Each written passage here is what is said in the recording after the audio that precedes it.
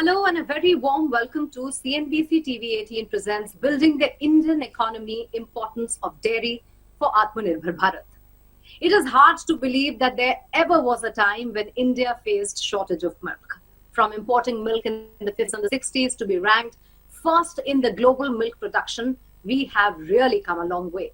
India is the world's largest in the 50s and the 60s to be ranked first in the global milk production. We have really come a long way. India is the world's largest milk producer with 23% of global production, followed by United States of America, China, Pakistan, and Brazil. India's dairy sector is a perfect example of Atmanirbhar Bharat and is a progressively developing industry. India also hosted the World Dairy Summit for 2022 after a gap of about 48 years. Our special program today looks at dairy journey and celebrates the success of White Revolution and deliberates on what next. Joining me today on this panel, my team of experts, Dr. R.S. Sodhi, MD Amul, Dr. Uma Kandash, Director IRMA, Minesh Shah, Chairman National Dairy Development Board, Kinjal Shah, Vice President and Co-Group Head Corporate Ratings, ICRA. Welcome to the show. Dr. Sodhi, if I may start with you, what role has the dairy sector played in transforming India's rural economy? What, according to you, have been some of the milestones? Well, I can only say what it is today.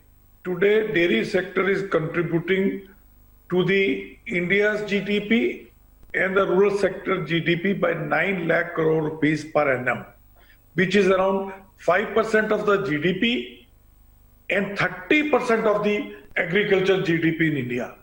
But if you go back, when India got independence, when the agriculture GDP was more than 70%, dairy was negligible, less than 1%. And today, it is more than 30% of the agriculture. So today, more than the rural economy, the women financial independence and their income has gone up. And today, average rural household is deriving around 14% of their income from dairy and animal husbandry. So gradually, if you see, after 25 years, what today you mentioned 23% to the world dairy production, after 25 years, we'll be contributing 45% of world milk production. Because every 25 years we multiply our milk production by 3x. 70, if you see 74, it was 21, 22 metric ton. About 25 years it was 74, and today 3 times more than 220 million metric tons. Minesh, if I can get you in, India has one of the largest cattle inventories, and while our systems are robust, we are still witnessing outbreaks of various diseases. There have been challenges.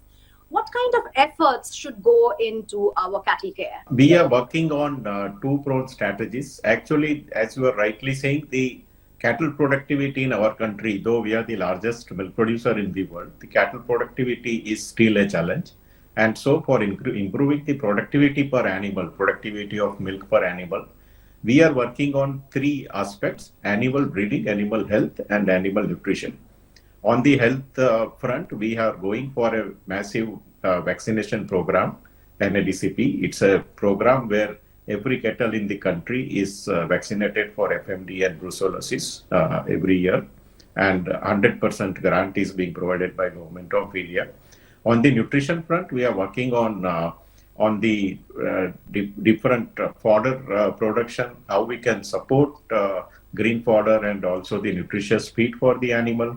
And we are working extensively on the nutrition aspect and on breeding, which is the most important. So after the artificial insemination, which was aimed at improving the genetic progress of the cattle, now we are working on sex-sorted semen. So that will help to have at least 80-85% of the animal who are who have done AI, they will have female calf born. We are going for the programs like ET and IVF. So we are producing embryos of the good genetic quality animal from the female calf, and then having with the surrogating, we are using IVF technology. We are multiplying the good genetic material And all these programs supported under Rashtriya Gokul Mission, which is again a Government of India scheme which is being implemented by NDDB. We are working to improve the productivity of animal, which will help us to grow further from here for milk production. Kinjal, Operation Flood was launched on 13th January 1970. It was the world's largest dairy development program and a landmark project of India's National Dairy Development Board. What have been the major learnings from Operation Flood and also the cooperatives? How this whole setup can be replicated? You rightly said that it is the world's largest dairy development program. So the backbone of this mission was the vision of Dr. Kurian to improve the income of small farm holdings and make the dairy industry a sustainable employer for rural India. The basic principle that he worked with is that the farmers and not the government institutions be the main drivers behind the establishment of cooperatives so that their interests are protected. The cooperative model has been beautifully applied, the pyramid structure of business, wherein the producer is adequately compensated for his produce without any leakage in the system through the use of middlemen. So it just not eliminates the internal competition between the milk unions, but is also ensuring better economies of scale. The other main learning from this entire structure has been the access these farmers have got to the pan-India market, not just the local mandis, as well as for their exports of products, and not just the milk, but also the value-added products. So this has facilitated more farmers to join the initiative and follow an entrepreneurial route, which in turn is the backbone of the Atmanirbhar initiative we are talking about. So I think in our view, the cooperative model can be used in several other agri-related sectors for sure, like fisheries, poultry, horticulture, which will further boost farmer income and also provide sustainable employment. Such practices are already prevalent in some states at small scale, but the larger benefit will arise only when it is followed by more and more states at a larger scale. Dr. Sodhi, you wanted to deliberate on this as well. Well, besides what Kinjal ji mentioned, see, cooperative model is nothing but a different way of doing business, like we are doing business as a partnership, public, private, limited companies, a different type of business model. And relevance for it is increasing day by day because cooperative way of doing business is basically for the small people, where small farmers, small artisan, even in urban India also small taxi fellow, restaurant fellow, small traders, where they all can form a cooperative, come on a platform, aggregate their producer services and market their under own brand name. So that is why you see Government of India has recognized it.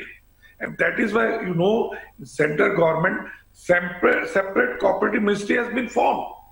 So that due focus can be given in building business for small people in a big way through cooperative model. Dr. Dash, when we look at the cooperative model, we have seen it helping in improving the purchasing power of heartland India. What, according to you, works in the system and how it can be further strengthened? This particular movement, which not only increased the purchasing power, so for example, if you take even now close to 65 to 70% of our households, they are residing in the rural areas and semi-urban areas. And the dairy movement and other cooperative movements have helped us to increase their income, almost increase their purchasing power. So this purchasing power, increase the purchasing power has a multiplier effect. If you take the backward linkage and forward linkage of the sector, it's not only the purchasing power of those who are involved in these cooperatives, theirs have increased, but also those who are directly, indirectly related to the sector, their income has also increased significantly. So you'll see the multiplier effect has contributed in a significant manner in increasing the GDP of the country. This sector has a potential which is going to, what we are talking about today, doubling the income of the farmers or tripling the income of the farmers. That is very much possible with the help of the emergence and re-emergence of this cooperative movement, the cooperative sector. Second thing, you'll see when we are talking about the Atmanirbhar Bharat, this Atmanirbhar Bharat will be possible only when the rural India is self-reliant. So when we are talking about, say, Sarkar se Samriddhi, the Samriddhi is nothing but improving the well-being, which is possible only through increasing the standard of living of the households. Therefore, you will see the cooperation or the Ministry of Cooperation that we are talking about. It's not only the cooperatives, say, existing only in the agriculture sector or other sectors. So now you'll see there is also a scope of cooperation between cooperatives and corporates.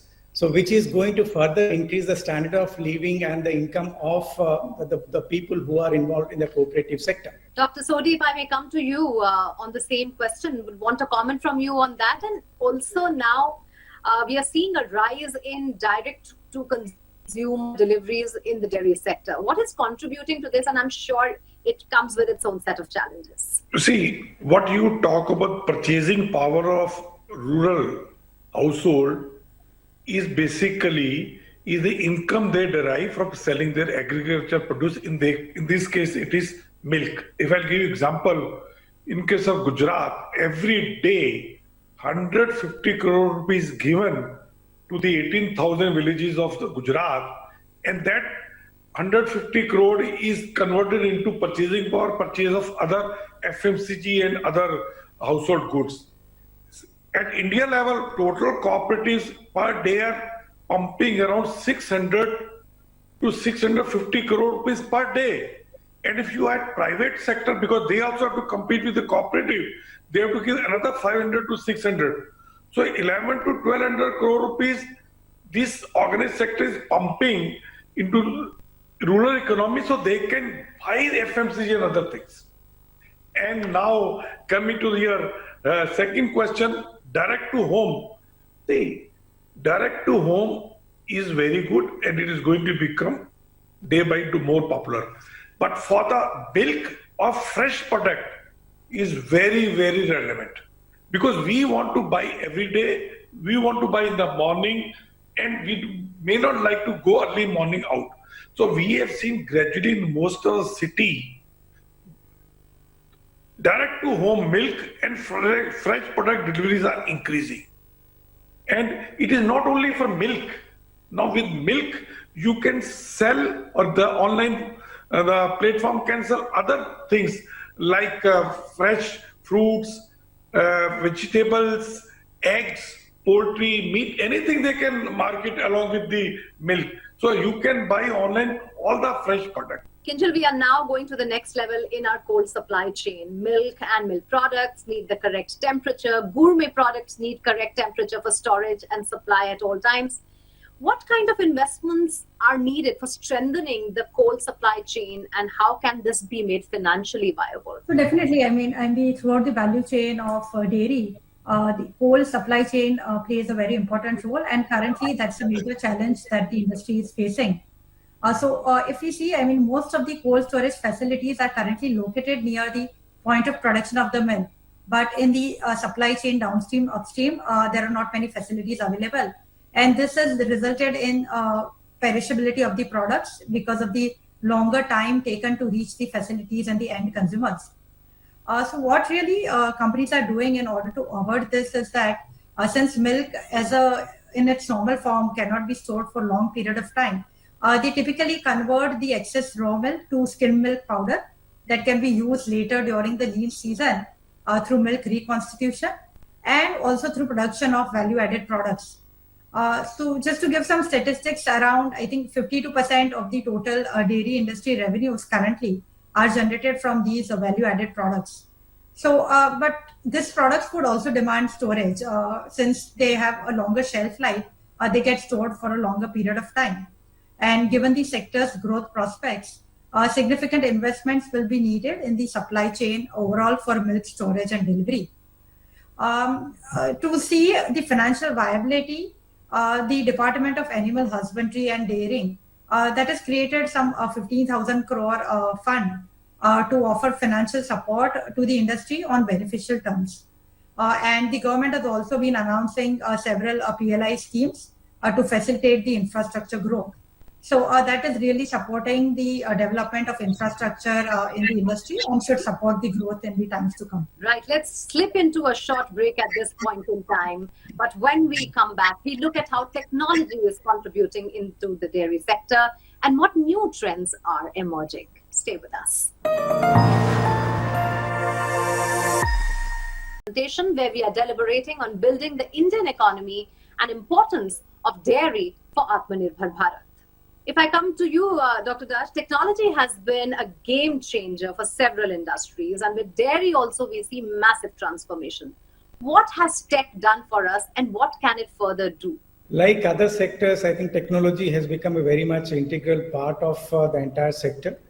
From procurement of milk to processing of the milk and then distribution and sales to the consumers. Everywhere you will see the technology has helped both the consumers and the producers to a great extent. The consumers they are getting the quality product because of better technology being used from the process and delivery. The producers they are getting, for example, if you take the farmers, they are getting the prices of their products then and there through the platforms. Immediately the money is transferred to their accounts. So you will see this has improved the efficiency in the delivery of the product, improved the effectiveness in the production of all the products, the agro products or the dairy products.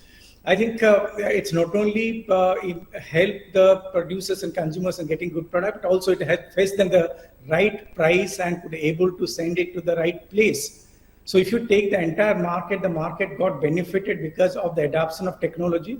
Now with the introduction of AI and ML, we are in a position to assess the market better, process the data better, and able to assure the right price to the farmers and the cooperative, all those who are part of the cooperative sector. Vinesh, what about technology is exciting you? We are also seeing a product revolution in dairy market, and we see now organic milk, organic butter, cheese, flavored milk, lassi, so many other things, and value addition is needed here as well. And I'm guessing tech is the great leveler. What I would like to highlight is, apart from technology on milk and milk products, I think the biggest digital technology which we are working with the Department of Animal Husbandry is the National Digital Livestock Mission.